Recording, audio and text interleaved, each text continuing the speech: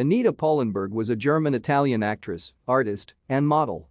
A style icon and it girl of the 1960s and 1970s, Pallenberg was credited as the muse of the Rolling Stones. She was the romantic partner of the Rolling Stones founder, multi-instrumentalist Brian Jones, and later, from 1967 to 1980, the partner of Stones guitarist Keith Richards, with whom she had 3 children. Pallenberg was born on 6 April 1942 in Rome, the daughter of Arnold Arnaldo Pallenberg, a German-Italian sales agent, amateur singer, and hobbyist painter, and Paula Wiederhold, a German embassy secretary. The family was separated because of World War II, and she did not see her father until she was 3 years old. Her father later sent her to a boarding school in Germany so that she would learn the language. She became fluent in 4 languages at an early age.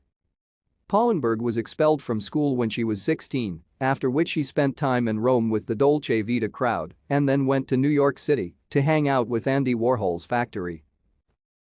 Thank you for watching. Like and subscribe if you would like to view more of our videos. Have a nice day.